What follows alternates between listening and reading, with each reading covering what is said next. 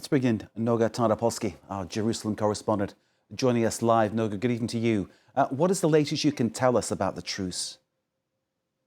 Well, it's an interesting situation here in Israel tonight because, on the one hand, the Israeli population very badly wants an end to this war. All polls have shown this, daily protests show this. On the other hand, this agreement, which Netanyahu has planned to bring to his cabinet tomorrow afternoon, seems to be kind of blowing up in his hands. The reason is his loss of credibility in recent months. Netanyahu has yet to share any of this agreement with his own ministers. Certainly, he hasn't said a word to the Israeli public. He hasn't offered a press conference in more than 3 months. And so you have a situation in which Israelis feel and fear that they're being sold a bill of goods.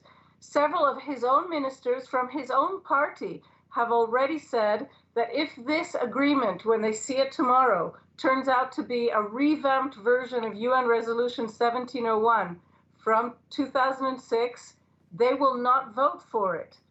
And the people, the more or less 80,000 Israelis and their mayors and their community heads who have been evacuated from their houses in the north for 14 months now, are saying a 60-day deal doesn't offer them anything.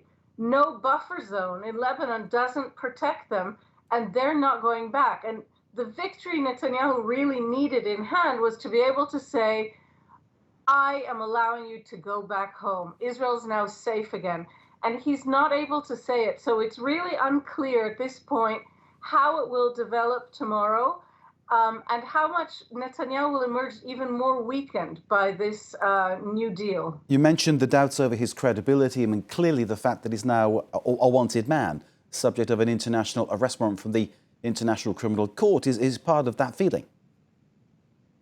Absolutely, absolutely. And that also has yet to be explained to Israelis who don't really understand what happened, don't understand entirely the significance of this arrest warrant against their prime minister, and don't understand what it means for their country completely. But also within Israel, Netanyahu today once again requested a delay in his own testimony in his corruption trial, which has been underway since 2020. He's already been denied a delay, but he's asked for one again.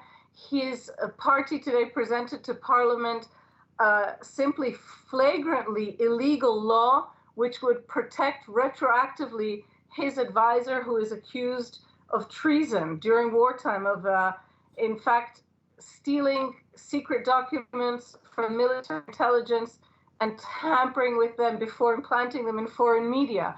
So Netanyahu's credibility is at a low. What has been surprising to see, even for those of us who observe him closely, is that even among members of his own cabinet, including those who are among the closest to him from his own party, we've heard from several tonight who are not at all sure they're going to vote for this tomorrow. I should add, I still think he would be able to pass this in Parliament, but I think he's on much more shaky ground than he thought he was earlier today. Noga Tarnopolsky, as always, thank you very much for bringing that insight that we value most dearly in that part of the world. Noga Tarnopolsky, our correspondent in Jerusalem. We're watching, of course, for all developments.